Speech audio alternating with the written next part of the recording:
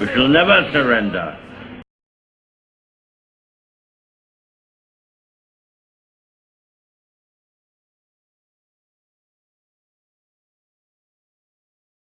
The Attorney General states that the international agreement is binding on the United Kingdom and the EU. Why is it that we have not had an opinion on matters such as the control over laws, ECJ jurisdiction, the incompatibility of the agreement with the repeal of the 72 Act, and matters of seminal importance to deciding this question?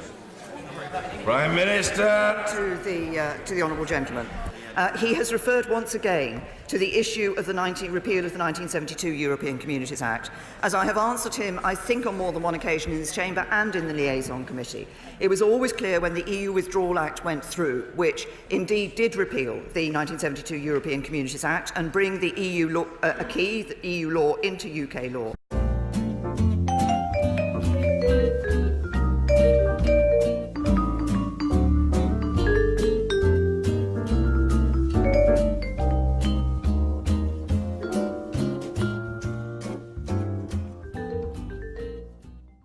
That in the occasion that there would be an implementation period in which we were operating much as the same as we are today as a member of the European Union, then it would be necessary to ensure that any necessary changes were made, and those changes would be made in the withdrawal agreement bill, which will be brought before Parliament. Mrs. Sharon Hodge.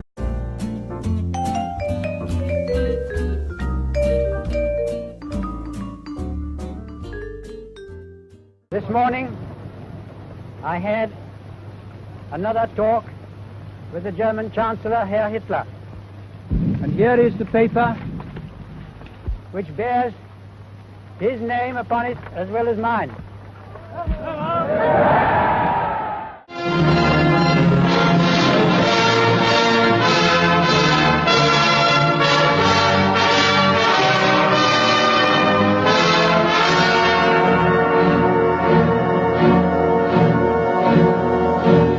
With the coming of the Second World War, many eyes in imprisoned Europe turned hopefully or desperately toward the freedom of the Americas. World War II almost ended before it started, thanks to a treasonous plot inside Churchill's government. It was depicted in the latest blockbuster film, Darkest Hour.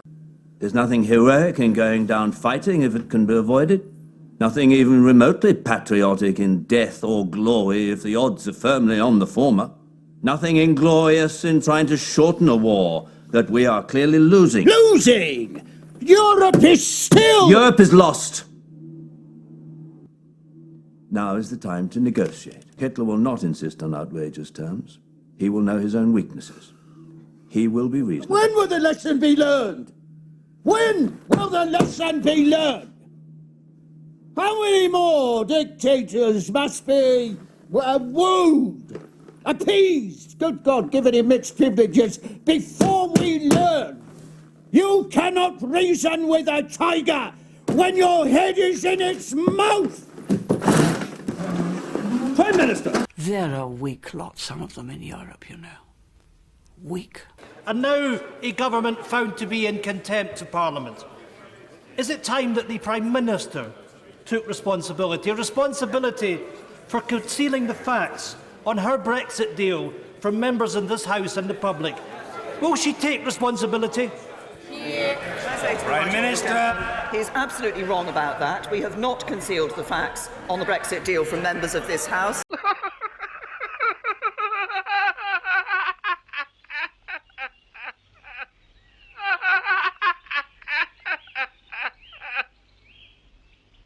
And now for something completely different.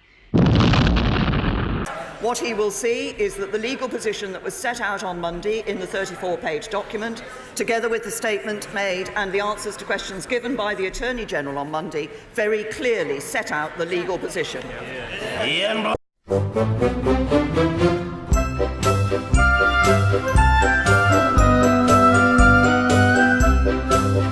I have myself said on the floor of this House that there is indeed no unilateral right to pull out of the backstop.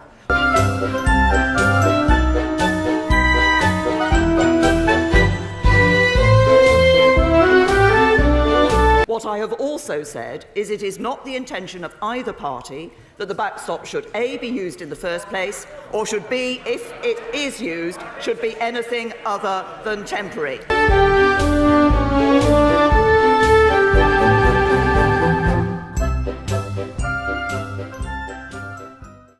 Mr. Speaker, next week will be the first opportunity for MPs to vote on the withdrawal agreement, and I was glad to have the opportunity to speak to the debate last night. Should the withdrawal agreement not secure the support of Parliament, can my friend the Prime Minister assure this House and my constituents that Her Majesty's Government will seek early dialogue with negotiators in Brussels to seek to address the genuine concerns of MPs across the House? Prime Minister. My honourable friend, I believe that the deal we have negotiated is a good deal. I recognise that concerns have been raised, particularly around the backstop, and that is an issue which, as I said yesterday in my speech in the debate, I'm continuing to listen to colleagues on that and considering the way forward. We regard the agreement signed last night and the Anglo-German naval agreement as symbolic of the desire of our two peoples never to go to war with one another again.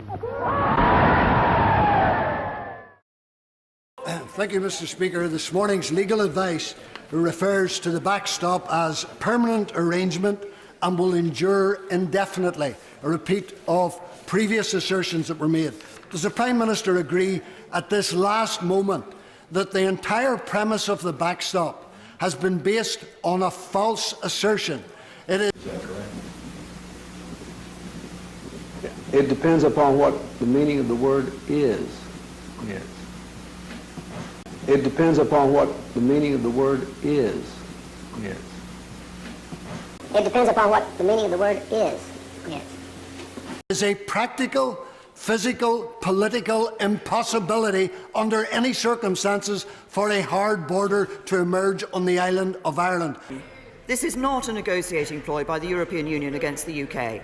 What it is our commitment as a UK government. Oh, good grief. Yes, ma'am?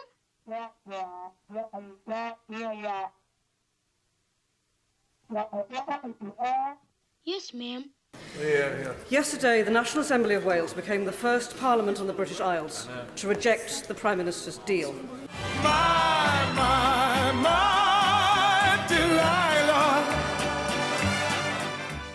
What's clear, Mr. Speaker, is it won't be the last. Wales has seen through how she is intent on inflicting GBH, her government's Brexit harm, on our nation. Beset on all sides, will the Prime Minister come to her senses and rule out a no-deal scenario before this House forces her to do so? If the Honourable Lady is concerned about the possible effects of a no-deal scenario, the only way to ensure that there is not a no-deal scenario is to accept a deal scenario and accept the deal that's on the table. I dare you to step over this line. Okay, I'm a steppin'. I dare you to step over this one. This one. This one.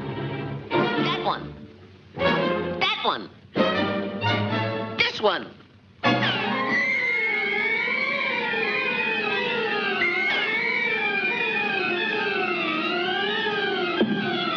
You know, sometimes me conscience kind of bothers me. But not this time. I've always believed that what matters in politics, as in the rest of life, isn't who you are or where you come from, but what you believe. What matters are your convictions. Somewhere ahead lies greatness for our country again. This I know in my heart. Look at Britain today, and you may think that an impossible dream. If you listen, you can hear that voice again. Its message is quiet, but insistent. And it says, above all, may this land of ours, which we love so much, find dignity and greatness and peace again.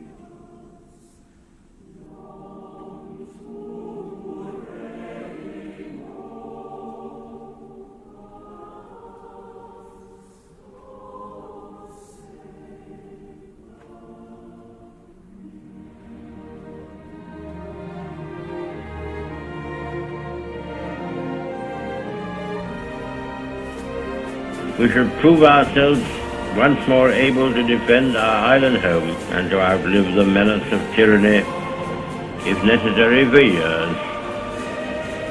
If necessary, alone, we shall go on to the end.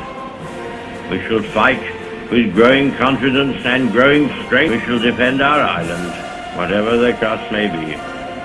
We shall never surrender. But peace, freedom and justice are only to be found where people are prepared to defend them. We have not successfully rolled back the frontiers of the state in Britain, only to see them reimposed at a European level. Advance, Britannia! Long live the cause of freedom! God save the King!